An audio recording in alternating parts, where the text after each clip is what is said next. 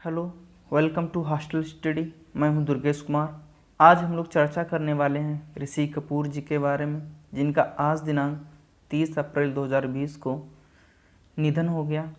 यह 67 वर्षीय अभिनेता सिनेमा जगत में एक नया अध्याय जोड़ा था, एक नया युग जोड़ा था और एक ऐसे स्वर्णिम युग का आज अंत हो गया है जिसने एक अलग तरीके की छाप छोड़ी थी।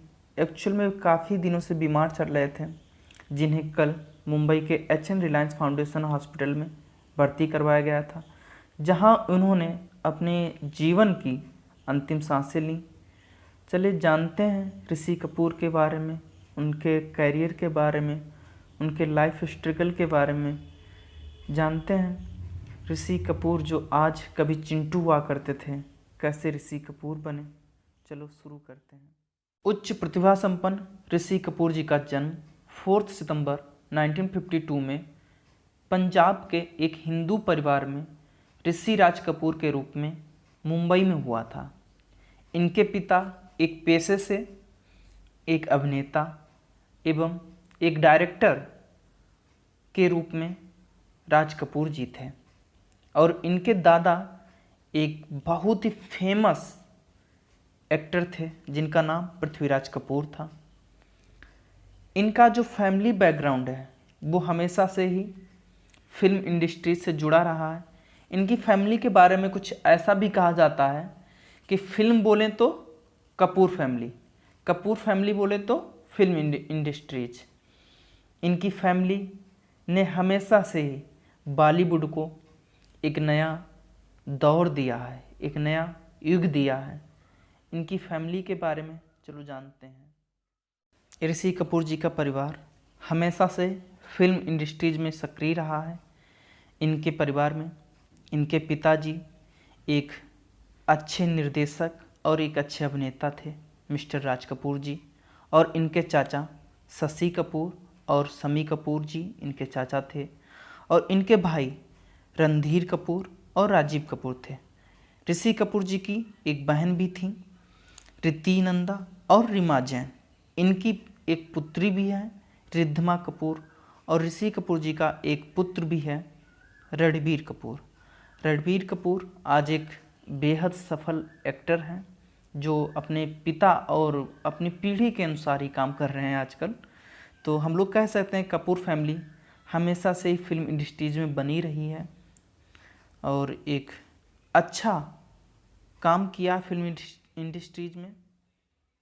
ऋषि कपूर जो स्वर्गीय राज कपूर के पुत्र हैं, ये अपने पिता राज कपूर तथा अपने दादा पृथ्वीराज कपूर के पदचिन्हों पर चलते हुए एक सफल अभिनेता बनकर हम लोगों के सामने आए।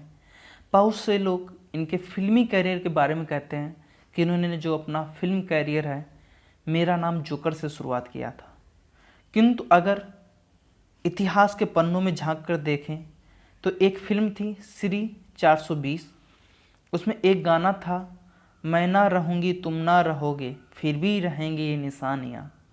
इसमें अपने भाई और बहनों के साथ नजर आए थे। इनके करियर के बारे में कहा जाता है कि एक बार जब राज कपूर जी फिल्म मेरा नाम जोकर बनाने को अपनी बीवी से बातें कर रहे थे और कह रहे थे कि अपना चिंटू यानी कि ऋषि कपूर जी, आपको बता दें इनका बचपन का नाम चिंटू था, जैसा कि टाइटल में आपने देखा था। अगर चिंटू जोकर का किरदार करे तो कैसा रहेगा, ये बातें ऋषि कपूर जी किसी दूसरे कमरे में सुन रहे थे।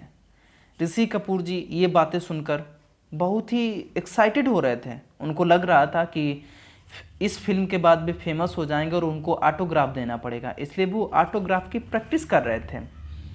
और ऋषि कपूर जी उनके बारे में कहा जाता है कि वे बचपन से ही एक एक्टर बनना चाहते थे। उनके चाचा शशि कपूर जी ऋषि कपूर जी के बारे में बताते हैं कि ये नन्हा सा चिंटू अपने आप को शीशे में देखता, कभी रोता कभी हंसता, इन सभी के जो एक्सप्रेशन थे वो अपने चेहरों पर देखता था कि कैसे ये मतलब रोने के हंसने के एक्सप्रेशन उसके चेहरे पे आते हैं। तभी से सब लोग जान गए थे कि नन्हा सा चिंटू आगे जाके ऋषि कपूर बनेगा।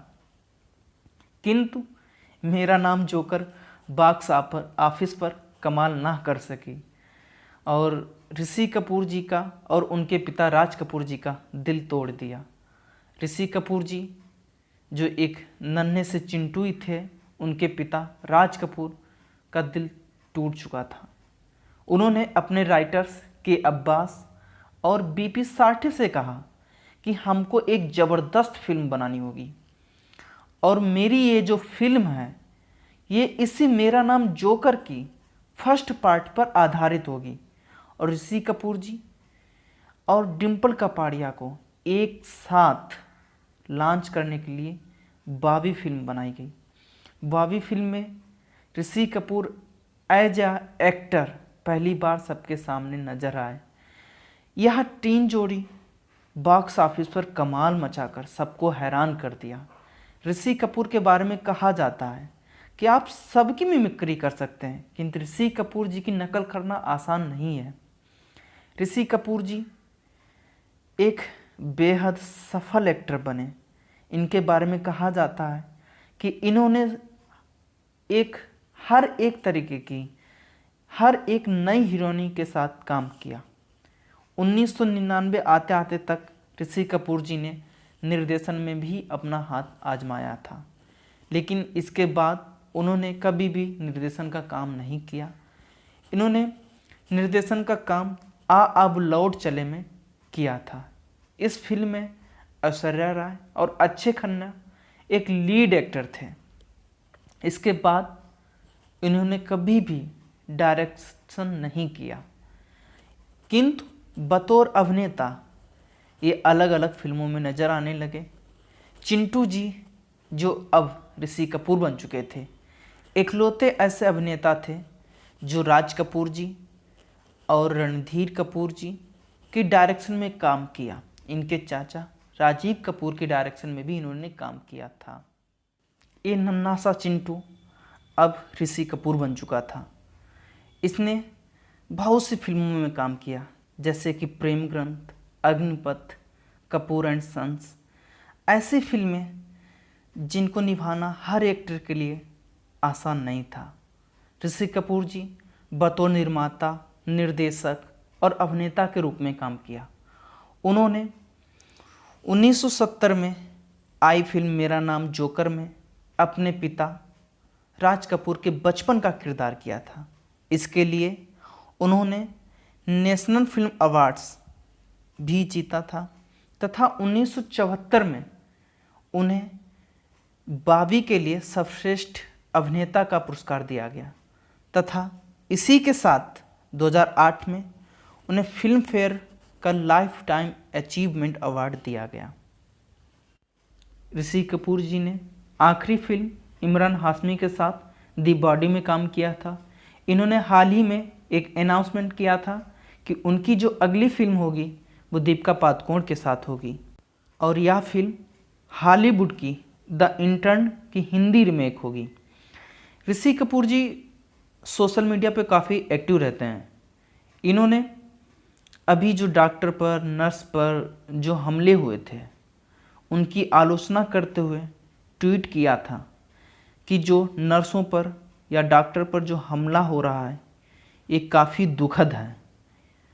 अपने ट्वीट के द्वारा ऋषि कपूर जी ने लोगों से शांति बनाए रखने की अपील की थी और लिखा था, एक अपील समाज के सभी भाइयों और बहनों से, कृपया हिंसा या पत्थर हमला करने का सहारा ना लें। डॉक्टर, नर्स, पुलिस आपकी सेवा के लिए लड़ रहे हैं। इस कोरोना की जंग में आपके साथ लड़ रहे हैं।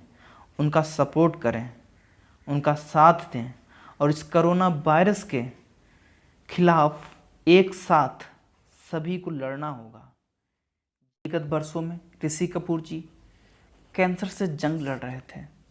इनको अपने कैंसर के बारे में 2017 में जानकारी हुई, जिसके बाद ये न्यूयॉर्क, अमेरिका चले गए। वहाँ कई महीनों तक इलाज कराने के बाद 2019 में भारत आए। भारत आने के बाद उनसे पूछा गया आप कैसे हैं, तो उन्होंने अपने आप को स्वस्थ बताया। उसके बाद इनको हॉस्पिटल जाने की ज़रूरत लगी रही। इसके पहले उन्हें फरवरी में 2 बार हॉस्पिटल भर्ती होना पड़ा था। इसके बाद उन्हें कल आईसीयू में भर्ती कराया गया था, जहां उन्होंने 30 अप्रैल 2020 को अंतिम सांसें लीं। भगवान उनकी आत्मा को शांति प्रदान करें, हम लोग ऐसी कामना करेंगे।